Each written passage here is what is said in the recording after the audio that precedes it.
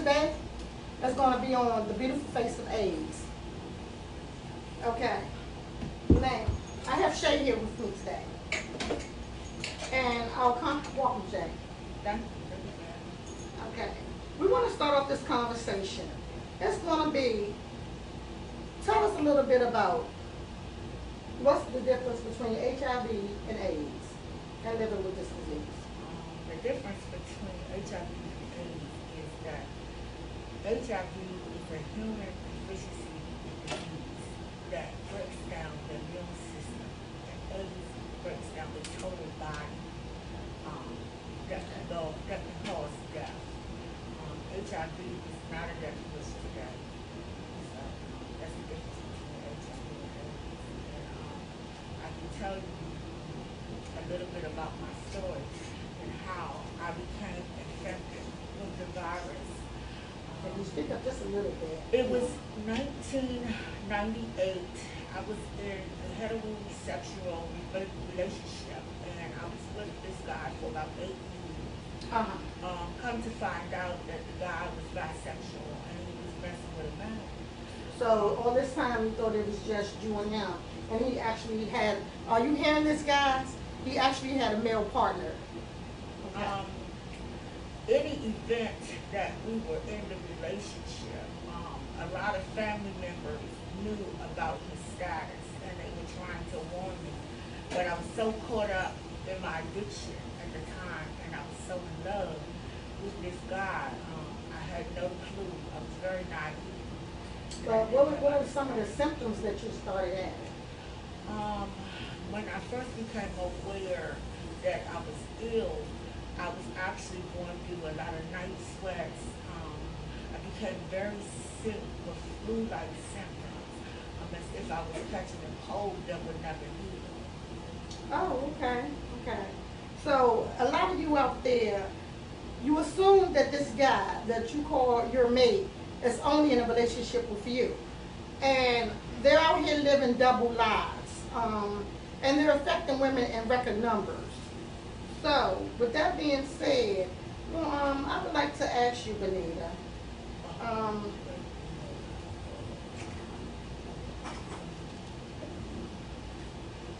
would like to ask you, what's some of the misconceptions that they have?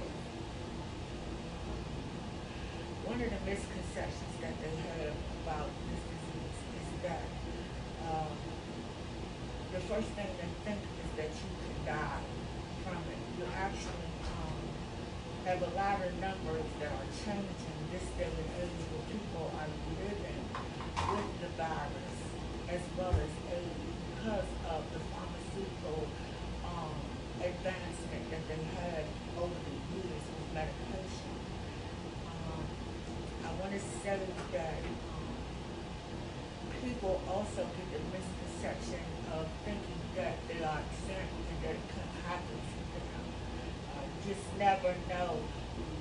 Statistically, they say that Washington, D.C., the nation's capital, right here today in Washington, that the numbers are very high, and 20 out of 50 people are HIV positive today. And what are some of the sex acts you think is causing this outbreak in such large numbers? I believe most of the contact and the transaction, the transferring of the virus is coming through men sleeping with men.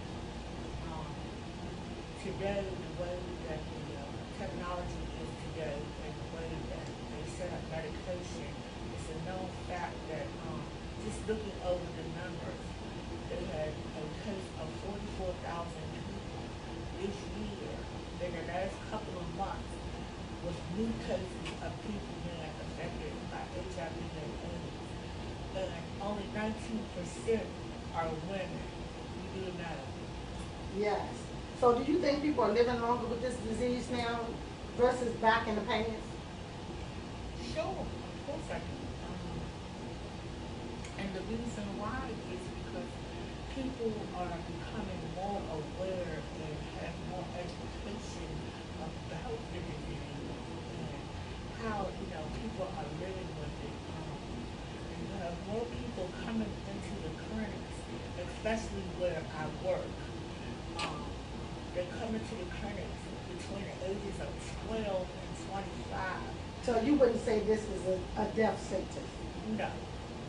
Because I know back in the days, everybody would say it's a death sentence. But now that they have so many better medications and different stuff, you would say that the numbers of people surviving is better.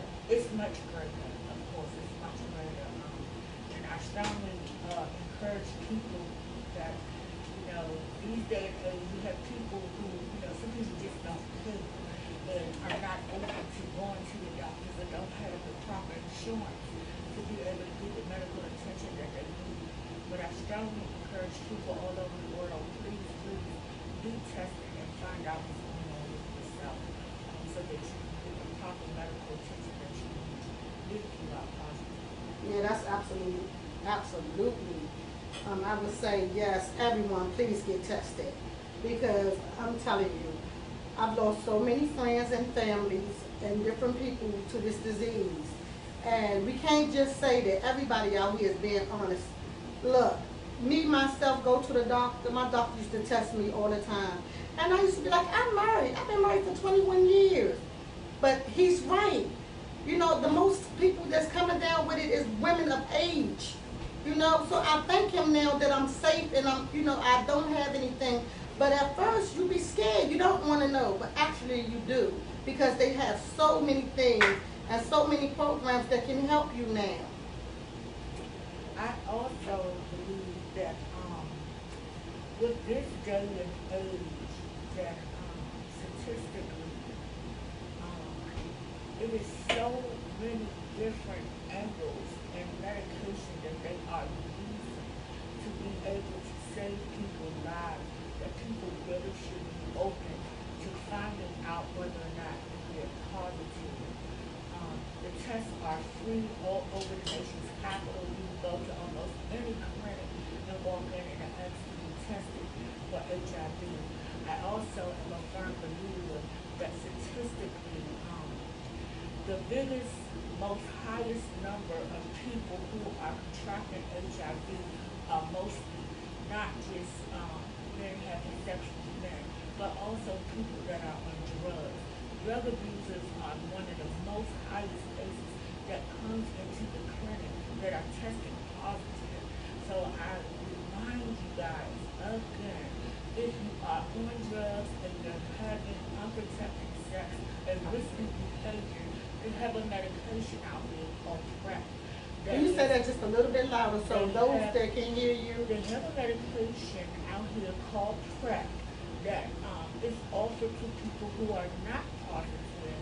If you're healthy, you're going to go into the office, they have a doctor's visit, they're going to do a numerous test on you, and as long as you're healthy, you'll be eligible to take the medication. It's an 88% chance that it will prevent you from being coming in contact with HIV or AIDS. And we are no way, no means saying do not protect yourself. Protect yourself. Use condoms, use the pull-out method, do whatever you got to do, but we are not saying because they have a medicine called PrEP that you should go out here and risk risky behavior. That's not what I'm saying. Okay, protect yourself so you can live long for your kids and everybody else. Okay, she's just letting you know that it's not a death sentence and there's ways around this these days. But first and foremost, you have to protect yourself. Personally, for me, I've been living with it since 1998. I take my medication. I have a normal life. I have children. I have grandchildren. I have a great job. I do outreach and I help people. So I say this to say that if you do find out that you're positive, please get some type of medical attention and get in tune with getting the medication that you need to be on. And also I recommend that you get some type of counseling or someone that you can talk to. The clinics are always offering hotline numbers where you can talk to someone when you find out you're positive, if you're not sure how to handle it, or if you're not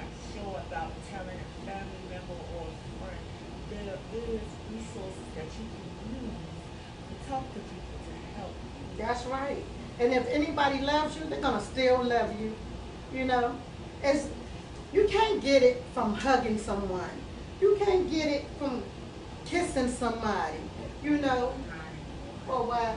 You can't get it from eating behind Or anyone. what they say you can't get it from eating behind someone or tears, because that's the most favorite one. If somebody cry on me, no. If somebody cry on you and you love them, to let them cry on you. You're not gonna catch AIDS from a tear. Okay, people, this is all that stuff is not correct information. And please believe me, if you don't know or you're ignorant about the disease or what HIV and AIDS is, there's a lot of literature out there. There's people out in the streets all the time doing outreach. You cannot, when HIV hits the air, it automatically dies. So in other words, if you're having sex and say for instance you're having unprotected sex, which is not safe, but if the guy was to pour out and he ejaculates, the minute he ejaculates and his sperm hits the air, HIV dies. It cannot live airborne, period. It cannot. It only lives through warm secretion and bloodborne pathogens. So if there's any subjects, any questions, any things that you want to ask, feel free. Call your doctors, call your nurses. But don't sit around and saying, this man loves me. He loves me so he would never. Every woman believes that. You have to worry about yourself. Take care of yourself. And if you are one of the people that have this disease, I love you. You know, if you're scared to tell somebody, don't suffer in silence. You know, I've been a friend, some of my best friends, you know, and people that's not here anymore. Let me know. And my secret is safe. Your secret is safe with me. Please understand that. Because you shouldn't suffer in silence. You shouldn't suffer in silence. Do you have anything else you want to say? That is one of the biggest things that would be detrimental to your health is when you are living in silence and you're not talking to nobody and you're going into a depressed mode or a stress mode. That is the number one killer for people who are living with HIV and AIDS. And 19% of women, 19%.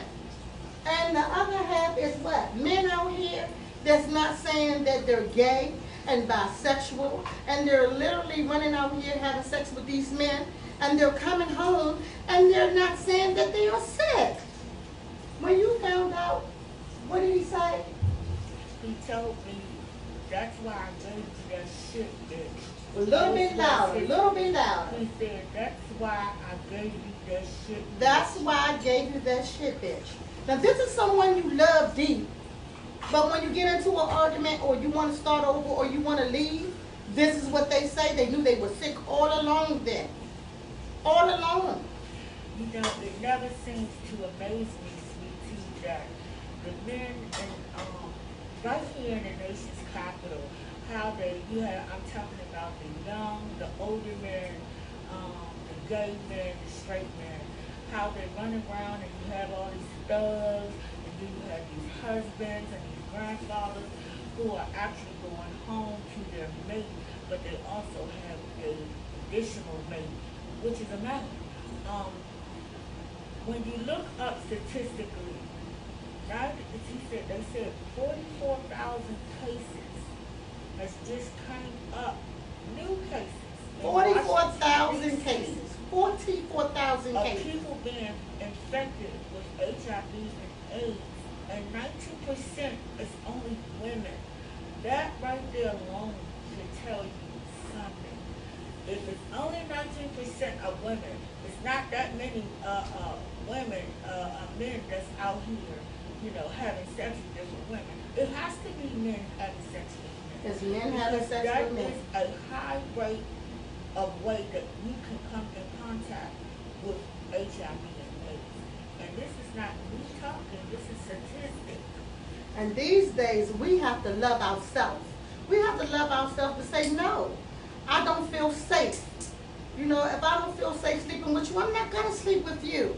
You know, if you need to get out, then get out. If you don't have nowhere to go, reach out to a family member. Say, look, I've been with this man so long, I don't know how to get out, but he's not making me feel safe. Yeah, I see. I can't. Yeah. So, I mean, tell your story. Let your story be a blessing to someone else. Let your story be a blessing. I never thought in a million years that the man I love would pass me HIV and deliberately give it to me, thinking that he could keep me in a relationship with him. When I first found out, I was speechless. I couldn't breathe. I couldn't think. I didn't know what to think. Due to my addiction and the fact that I was using drugs. So you think drugs might have played a part in this? A major part. So sometimes when you're doing drugs, you might not think as clearly as you was if you wasn't doing it. Of course, yeah. Sure. I highly agree with you on that. That when you're in your addiction or any type of addiction or drug abuse, it plays a major part because you're under the influence. You know, people they use drugs and they drink alcohol and they party and they don't know what's really going on. And you're out here partying, you're just having sex with these people and not knowing. You have to be careful. Yeah. Yeah, I agree with you. And, you know, I'm just a loss for words. I mean, because think about it, guys. This disease has been out so long, very, very long, and people are still not protecting themselves. They're still not using condoms. You're meeting guys at the clubs, you know, and I think so. Everybody wants to be loved. Everybody wants to be loved, but at what price? At what price? Because I'm gonna tell you, if a woman don't tell a man to strap up, they're not going to. They're not going to because their object is some men. They just want to feel that woman. They want to feel that woman at any means necessary. I agree, sweetie. I agree strongly. I also know that, you know, guys, you have to, you know, start caring about yourself and knowing what it is in life that you really want. Are you really willing to take these kind of death wishes or risks that can actually cause harm to you, the person you love? It could even take your life. I'm not saying that HIV and AIDS is not a killer. What I am saying is that with you having that virus, your body will not be able to fight off other infections and diseases and things of that nature that you may pick up. HIV and AIDS doesn't kill you. It's the complications of everything else that comes with it that kills. Yeah.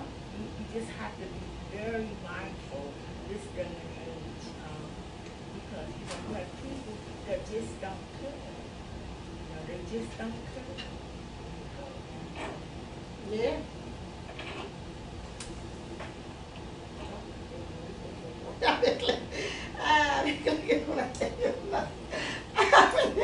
Oh man, guys, I love y'all so much for tuning in because at the end of the day, it was just bothering me so much because, you know, I like to talk. Anybody that know me, know Sweet Tea, you can call me up and we have such great conversations. We talk about everything. Nothing is above limits or off limits, you know. And that's what kind of friend you need in your corner. Not every time something's going on, they don't want to listen to you or you feel so bad you can't go to them. Then that's not a friend you need. You know, I go through my own trials and tribulations. And I have friends that I can go to. Comfort and love me just as much as if they were. And some of your friends is, I'm telling you, some of your friends is better than family. You best to believe that. Some of your friends will be there better than your family will be there. When you say amen to that. Amen. I'm telling you. And they, you know, they will give you their last, and the family you call up, your family won't even be there for you to cry, to do nothing at all. So you best to believe it. Oh boy.